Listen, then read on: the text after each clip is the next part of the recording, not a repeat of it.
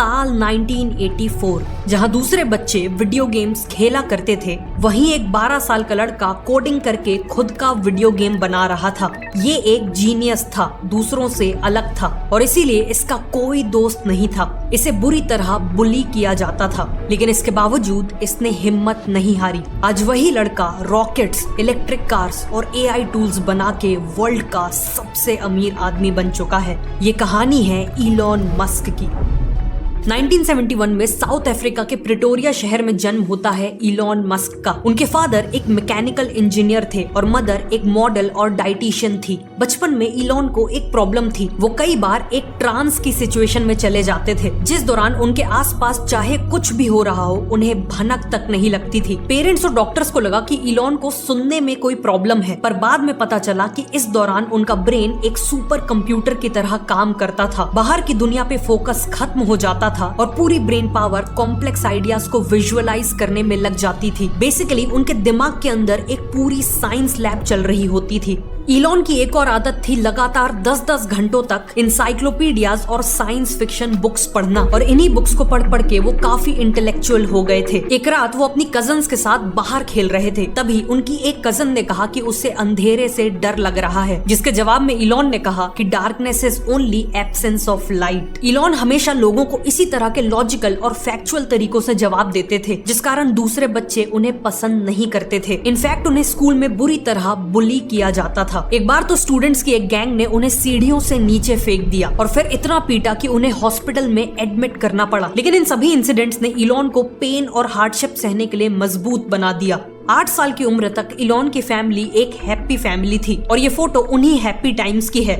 लेकिन फिर 1 साल के अंदर अंदर सब कुछ बिखर गया। उनके पेरेंट्स का डाइवोर्स हो गया, लेकिन इलॉन ने डिसाइड किया कि वो अपने फादर के साथ रहेंगे। 10 साल की एज में इलॉन ने एक मॉल में पहली बार एक कंप्यूटर देखा और उसे देख के वो इतने फैसिनेटेड हो गए कि उन्होंने अपने फादर से उसे खरीदने की जिद की। कुछ टाइम बाद उन्हें 5 KB मेमोरी वाला ये कंप्यूटर मिल गया, साथ में बेसिक प्रोग्रामिंग लैंग्वेज वाली एक वर्कबुक भी मिली। इसे जनरली 6 महीनों में खत्म करना होता था, लेकिन इलॉन ने 3 दिन लगातार बिना सोए सभी लेसन्स कंप्लीट कर दिए। 1984 में केवल 12 साल की उम्र में इलॉन ने इसी कंप्यूटर में कोडिंग करके एक वीडियो गेम बना दिया और उसका नाम रखा ब्लास्टर। ये एक single player space shooter game था, जिसमें प्लेयर को अपनी स्पेसशिप का यूज करके एलियंस की स्पेसशिप को डिस्ट्रॉय करना होता था। उन्होंने ब्लास्टर को एक कंपनी को $500 में बेच भी दिया और टेक्निकली ये उनकी लाइफ का पहला बिजनेस था। हाई स्कूल तक इलॉन को समझ आ चुका था कि वो बाकी बच्चों से ज्यादा केपेबल हैं और उनकी इन कैपेबिलिटीज को केवल एक देश जस्टिफाई कर सकता था, और वो देश था अमेरिका। लेकिन उससे पहले उन्होंने कनाडा जाने का सोचा, क्योंकि इलॉन की मदर एक कैनेडियन सिटीजन थी और वहां के लॉ के अकॉर्डिंग वो अपनी सिटीजनशिप को अपने बच्चों को ट्रांसफर कर सकती थी। और इसी तरह से 17 साल के इलॉन कनाडा के लिए निकल पड़े। कनाडा में वो अपने कजन के साथ रहने लगे और छोटे मोटे काम करने लगे। 1989 में उनकी मदर और भाई किम्बल भी कनाडा आ गए और इसी दौरान इलॉन ने क्वींस यूनिवर्सिटी में एडमिशन ले लिया। फिर 2 साल के अंदर अंदर उन्होंने यूएसए की यूनिवर्सिटी ऑफ पेंसिल्वेनिया में ट्रांसफर भी ले लिया और फाइनली उनकी अमेरिका में एंट्री हो गई। 1995 में इलॉन और उनके भाई किम्बल कॉलेज खत्म करने के बाद अपना खुद का एक स्टार्टअप करना चाहते थे। उस समय इंटरनेट कॉमन लोगों तक तेजी से पहुंचना चालू हो चुका था, लेकिन इसके बाद भी लोकल बिजनेसेस या स्टोर्स को ढूंढने के लिए लोगों को शहर की पेपर डायरेक्टरीज यूज करनी पड़ती थी, जिसमें बेसिकली शहर के सभी बिजनेसेस की डिटेल्स होती थी। साथ में स्टोर की लोकेशन तक पहुंचने के लिए भी फिजिकल मैप्स यूज करने पड़ते थे या लोगों से डायरेक्शन पूछना पड़ता था। इसे देखते हुए इलॉन को आइडिया आया कि क्यों ना बिजनेसेस के लिए एक ऑनलाइन लिस्टिंग बनाई जाए, एक ऐसी वेबसाइट जहां शहर के सभी बिजनेसेस लिस्टेड होंगे और रेस्टोरेंट्स, होटल्स और डॉक्टर्स जैसी कैटेगरीज में डिवाइडेड होंगे, ताकि लोग इन्हें इजीली सर्च कर सकें। साथ में डायरेक्शंस के लिए एक ऑनलाइन मैप भी होगा। इलॉन और किम्बल ने एक छोटा सा अपार्टमेंट लेके इस आइडिया पे काम करना शुरू किया। उन्होंने अपने स्टार्टअप का नाम रखा Zip2। इलॉन दिन रात कोडिंग करते और किम्बल डोर टू डोर जाके दुकानदारों को Zip2 में लिस्ट होने के लिए कन्विंस करते थे। 1 साल में Zip2 की टीम ग्रो हुई, प्लेटफॉर्म इंप्रूव हुआ और कस्टमर्स तेजी से जुड़ने लगे। बाद में Zip2 ने दूसरी कंपनीज के लिए सॉफ्टवेयर्स बनाना भी शुरू किया। इसे देखते हुए Zip2 को पहले 3 मिलियन और फिर $50 मिलियन की फंडिंग मिल गई। 1999 तक पूरी दुनिया में इंटरनेट बूम अपनी पीक पे था और बड़ी कंपनीज अच्छे स्टार्टअप्स को अक्वायर करना चाहती थी। इसीलिए कॉम्पैक्ट ने Zip2 Zip2 को $307 मिलियन में अक्वायर कर लिया। इलॉन को अपने शेयर्स के बदले में मिले पूरे $22 मिलियन और इसी तरह केवल 27 साल के इलॉन मस्क एक मल्टी मिलियनियर बन गए। इलॉन चाहते तो इन पैसों के साथ रिटायर हो सकते थे, लेकिन Zip2 की सक्सेस तो उनके आने वाले फ्यूचर का 1% भी नहीं थी। कॉलेज के दौरान उन्हें नोवा स्कोटिया बैंक में इंटर्नशिप करते वक्त रियलाइज हुआ कि बैंकिंग इंडस्ट्री काफी स्लो और ओल्ड फैशन्ड है, इसीलिए वो अब बैंकिंग इंडस्ट्री को डिसरप्ट करना चाहते थे। उनका विजन था बैंकिंग के हर एक एस्पेक्ट जैसे पेमेंट्स, इन्वेस्टमेंट, लोन्स और सेविंग्स अकाउंट्स को पूरी तरह ऑनलाइन ले जाना बिना किसी फिजिकल ब्रांचेस के। इस विजन के साथ उन्होंने $12 मिलियन इन्वेस्ट किए और 1999 में स्टार्ट की X.com। लेकिन उस समय लोग ऑनलाइन शॉपिंग पे भी ट्रस्ट नहीं करते थे, ऑनलाइन बैंकिंग तो दूर की बात थी, जिस कारण इलॉन के लिए कस्टमर्स लाना बहुत डिफिकल्ट हो रहा था। इसीलिए इलॉन ने एक कमाल की स्कीम सोची। उन्होंने हर नए यूजर को ज्वाइन करने पर फ्री में $20 देना चालू कर दिए। इस $20 को वो कस्टमर इमीडिएटली खर्च कर सकता था। साथ में इस ऐप को दूसरे लोगों को रेफर करने पर भी $10 का रेफरल बोनस मिलता था। ये स्ट्रेटेजी इतनी सक्सेसफुल हुई कि अगले 2 ही महीनों में X.com पे 2 लाख यूजर्स आ गए। बट प्रॉब्लम ये थी कि इलॉन ऐसा करने वाले एक लौते नहीं थे। इसी दौरान पीटर थील नाम के एक यंग एंटरप्रेन्योर ने भी पेपैल नाम से एक डिजिटल बैंक स्टार्ट किया था। दोनों ही कंपनीज एक दूसरे को हराने के लिए मार्केटिंग पे करोड़ों रुपए खर्च कर रही थी। लेकिन ईयर 2000 की शुरुआत में उन्हें रियलाइज हो गया कि अगर वो इसी तरह लड़ती रही तो दोनों ही कंपनीज बर्बाद हो जाएंगी। इसीलिए मार्च में दोनों कंपनीज मर्ज हो गई। इस नई कंपनी के लार्जेस्ट शेयर होल्डर और सीईओ इलॉन थे और कंपनी का नाम भी X.com था। लेकिन इस मर्जर के बाद ये बात क्लियर हो गई कि इलॉन और पेपैल के फाउंडर्स के बीच में बहुत डिसएग्रीमेंट्स थे। जहां इलॉन कंपनी का नाम X.com चाहते थे, वहीं एम्प्लॉइज और कस्टमर्स पेपैल प्रेफर कर रहे थे। साथ में इलॉन का मैनेजमेंट स्टाइल काफी रूथलेस था। वो अपने एम्प्लॉइज को माइक्रो मैनेज करते थे और गलतियां निकलने पर उन्हें पब्लिकली क्रिटिसाइज करते थे। जिस काम के लिए कई दिन या हफ्ते लगने होते थे, इलॉन उसी काम को कुछ ही घंटों में एक्सपेक्ट करते थे। इसी दौरान इलॉन ने अपनी लॉन्ग टाइम गर्लफ्रेंड जस्टिन से शादी की थी और सितंबर 2000 में वो हनीमून के लिए ऑस्ट्रेलिया गए थे। मौके का फायदा उठाते हुए कंपनी के सीनियर एग्जीक्यूटिव्स और बोर्ड ऑफ डायरेक्टर्स ने उन्हें सीईओ की पोजीशन से हटा दिया और पीटर थील को सीईओ बना दिया। उन्होंने वापस आके कंट्रोल रीगेन करने की बहुत कोशिश की, पर वो सक्सेसफुल नहीं हुए। लेकिन फिर भी वो पेपैल के लार्जेस्ट शेयर होल्डर बने रहे। लकीली पीटर थील की लीडरशिप में भी पेपैल ने बहुत अच्छी ग्रोथ की और 2002 में ईबे ने पेपैल को $1.5 बिलियन में अक्वायर कर लिया। इस डील से इलॉन को मिले पूरे $180 मिलियन। पेपैल की सक्सेस के बाद इलॉन सिलिकॉन वैली के सबसे सक्सेसफुल एंटरप्रेन्योर्स में से एक बन चुके थे कि तभी इलॉन की कहानी में एक बहुत बड़ी ट्रेजेडी हो गई। एक बीमारी के चलते उन्होंने अपने 2.5 महीने के बेटे को हमेशा के लिए खो दिया। इस इंसिडेंट ने इलॉन को डीपली इम्पैक्ट किया। वो 3 हफ्तों तक अपने घर नहीं गए क्योंकि उनके अंदर घर में एम्प्टी क्रेडल देखने की हिम्मत नहीं थी। बचपन में इलॉन बुलिंग से डील करने के लिए खुद को बुक्स और प्रोग्रामिंग में डुबा दिया करते थे। सिमिलरली अपने बेटे के लॉस से डील करने के लिए उन्होंने अपने आप को काम में डुबा दिया। 2001 में 30 साल के इलॉन फिर से एक ऐसी इंडस्ट्री ढूंढने लगे जिसे डिसरप्ट किया जा सके। बचपन में उन्हें स्पेस में काफी इंटरेस्ट था और वो मिनी रॉकेट्स बना के लॉन्च भी किया करते थे। इसीलिए उन्होंने स्पेस सेक्टर को एक्सप्लोर करना चालू किया। एक दिन उनके दिमाग में क्वेश्चन आया कि आखिर ह्यूमंस ने अभी तक मार्स को एक्सप्लोर क्यों नहीं किया। उन्होंने नासा की वेबसाइट चेक की और पाया कि मार्स को एक्सप्लोर करने का नासा के पास कोई प्लान ही नहीं था। और इसी मूवमेंट में उन्होंने डिसाइड किया कि उनका अगला मिशन होगा मार्स को एक्सप्लोर करना।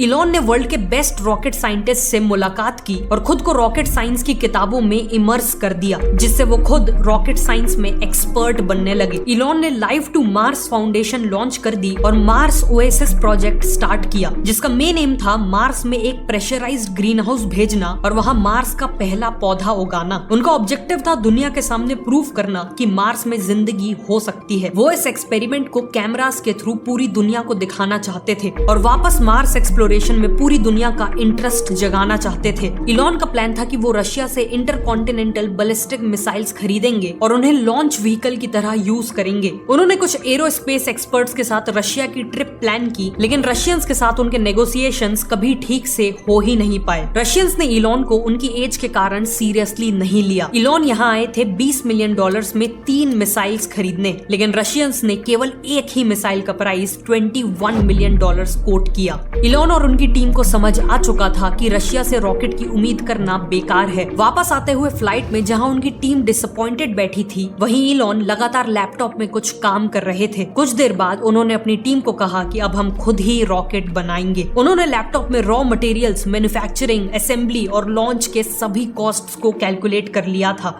उन्हें रियलाइज हुआ कि रॉकेट बनाने के लिए जो रॉ मटेरियल्स लगते हैं उनकी कॉस्ट फाइनल रॉकेट के कॉस्ट की केवल 2 से 3% होती है। बाकी सारा खर्चा बेटर डिजाइन और मैन्युफैक्चरिंग प्रोसेस से कम किया जा सकता है। इलॉन को समझ आया कि स्पेस इंडस्ट्री की असली प्रॉब्लम ये नहीं थी कि कोई मार्स एक्सप्लोर नहीं कर रहा, बल्कि प्रॉब्लम ये थी कि इंसानों के पास ऐसा करने के लिए अफोर्डेबल रॉकेट्स ही नहीं थे। इसीलिए अब वो स्पेस इंडस्ट्री को बदल कर रख देने वाले थे और इसी तरह स्टार्ट हुई स्पेस एक्स। जून 2002 में इलॉन ने एक 75,000 स्क्वायर फीट का वेयरहाउस खरीदा और उसे एक मॉडर्न रॉकेट फैक्ट्री में कन्वर्ट कर दिया और बोइंग और नासा जैसी ऑर्गेनाइजेशन से वर्ल्ड के बेस्ट रॉकेट साइंटिस्ट्स और इंजीनियर्स को हायर किया। इन सब का केवल एक मिशन था, स्पेस इंडस्ट्री में सबसे सस्ता और सबसे तेजी से रॉकेट्स बनाने वाली कंपनी बनना। इसे अचीव करने के लिए इलॉन ने कई इनोवेटिव स्ट्रेटेजीज यूज की। जहां बाकी एरोस्पेस कंपनीज रॉकेट्स को डिजाइन करने वाली टीम और रॉकेट्स को बिल्ड करने वाली टीम्स को अलग अलग रखती थी, वहीं स्पेसएक्स ने दोनों को एक साथ बिठा दिया। इससे टाइम बचा और गलतियां कम हुई।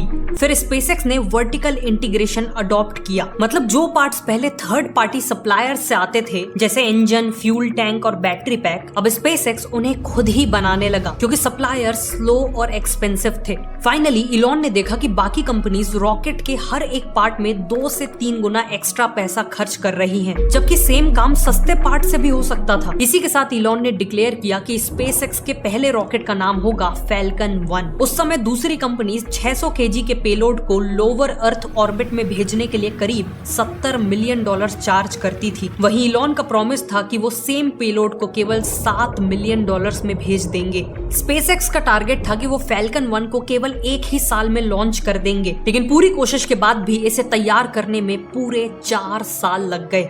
फाइनली 2006 में वो दिन आया। 70 फुट ऊंचा सिल्वर कलर का फैल्कन 1 लॉन्च के लिए तैयार था। काउंटडाउन खत्म हुआ और रॉकेट जमीन से उठने लगा और पूरी टीम खुशी से झूम उठी कि तभी 25 सेकंड बाद एक डिजास्टर हो गया। एक छोटे से फ्यूल लीक के कारण इंजन के पास आग लग गई। फैल्कन 1 ने कंट्रोल खो दिया और क्रैश कर गया। इलॉन और उनकी टीम लिटरली अपने ड्रीम्स को झुलसते हुए देख रही थी, लेकिन उन्होंने करेज गैदर किया और बिना ज्यादा समय गवाए सेकेंड लॉन्च की तैयारी शुरू कर दी। ठीक 1 साल बाद फैल्कन 1 का सेकेंड लॉन्च अटेम्प्ट होता है। इस बार लॉन्च के 3 मिनट बीत चुके थे और सब कुछ सही लग रहा था। फर्स्ट स्टेज का सेपरेशन परफेक्टली हुआ, लेकिन फिर सेकेंड स्टेज का इंजन टाइम से पहले ही बंद हो गया, जिस कारण फैल्कन 1 आसमान में ही स्पिन होने लगा और फिर से क्रैश हो गया। इलॉन दुखी थे, लेकिन उन्हें पता था कि वो सक्सेस के काफी क्लोज हैं और इसीलिए उन्होंने तीसरे लॉन्च की तैयारी शुरू कर दी। अगस्त 2008 में फैल्कन 1 का तीसरा लॉन्च अटेम्प्ट हुआ, लेकिन इस बार भी सक्सेस हाथ नहीं लगी। एक माइनर एरर के कारण फैल्कन 1 आसमान में ही एक्सप्लोड हो गया। कंट्रोल रूम में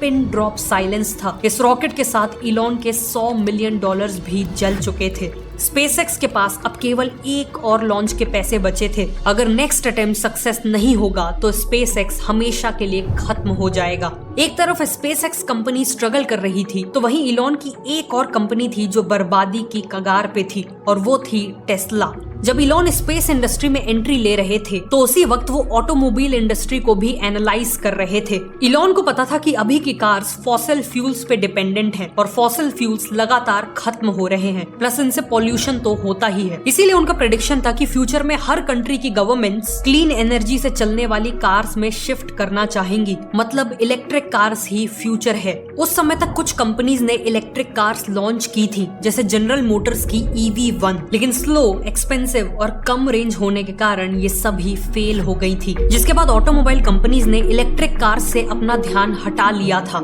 इलॉन को समझ आ गया था कि अगर इलेक्ट्रिक कार्स को सक्सेसफुल बनाना है तो उन्हें स्पीड, रेंज, प्राइस और एस्पिरेशनल वैल्यू में गैसोलीन कार्स से बेटर होना पड़ेगा। फॉर्चुनेटली उन्हें इसी विजन पे काम करने वाला एक स्टार्टअप मिल गया, और वो स्टार्टअप था टेस्ला मोटर्स। टेस्ला को मार्टिन और मार्क नाम के इंजीनियर्स ने स्टार्ट किया था और उनका आइडिया था रोडस्टर नाम की एक high performance electric sports car बनाना। Traditional electric cars lead acid batteries use करती थी, लेकिन टेस्ला ने रिसर्च में पाया कि अगर रोडस्टर को जल्दी चार्ज करना है और रेंज को 300 किलोमीटर तक बढ़ाना है तो उसमें वही बैटरी यूज करनी होगी जो फोन और लैपटॉप में लगती है, यानी लिथियम आयन बैटरीज। साथ में इनका प्लान था रोडस्टर को 0 से 100 किलोमीटर तक केवल 4 सेकंड्स में पहुंचाना, और लुक्स और फीचर्स में भी ये काफी सुपीरियर हो। 2004 में इसी विजन को देखते हुए इलॉन ने टेस्ला में $6.5 मिलियन इन्वेस्ट किए और इसके लीड इन्वेस्टर बन गए। लेकिन टेस्ला का विजन जितना बोल्ड था उसका एग्जीक्यूशन उतना ही डिफिकल्ट था। Lithium ion battery technology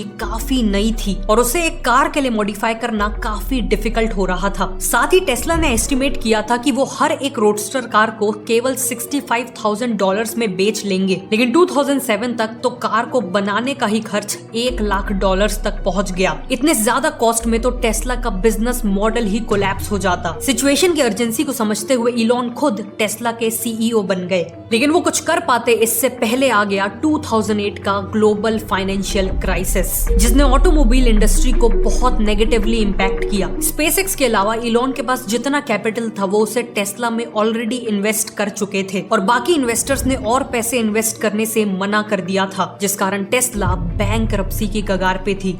basically 2008 में एक तरफ इलॉन की स्पेसएक्स कंपनी 3 लगातार लॉन्च फेलियर्स के बाद बर्बादी की कगार पे थी और दूसरी तरफ टेस्ला मोटर्स भी बैंकरप्ट होने वाली थी। ऐसे में कोई भी लॉजिकल एंटरप्रेन्योर फंड्स रेस करके दोनों में से किसी एक कंपनी को सेव करता, लेकिन इलॉन डिफरेंट थे। उन्होंने अपनी मैक्लेरन कार और बाकी पर्सनल एसेट्स बेच के टेस्ला में पैसे लगा दिए ताकि वो कुछ दिन और सरवाइव कर सके। साथ में उन्होंने पर्सनली इन्वॉल्व होके फैल्कन 1 के चौथे लॉन्च को सक्सेसफुल बनाने के लिए काम किया। फाइनली दिसंबर 2008 में फैल्कन 1 का चौथा लॉन्च का दिन आ गया। एक बार फिर से फैल्कन 1 लॉन्च पैड पे तैयार खड़ा था। स्पेसएक्स और इवन इलॉन का फ्यूचर इस एक रॉकेट पे टिका हुआ था। काउंटडाउन खत्म हुआ और रॉकेट लिफ्ट होने लगा। फर्स्ट स्टेज सक्सेसफुल रही, सेकंड स्टेज सक्सेसफुल रही और थर्ड स्टेज भी सक्सेसफुल रही, लेकिन किसी ने सेलिब्रेट नहीं किया। फिर कुछ मिनटों बाद कंट्रोल रूम में सब चीयर करने लगे। स्क्रीन में कंफर्मेशन आ गई थी कि फैल्कन 1 ऑर्बिट में पहुंच चुका है। स्पेसएक्स ऐसा करने वाली दुनिया की पहली प्राइवेट कंपनी बन चुकी थी।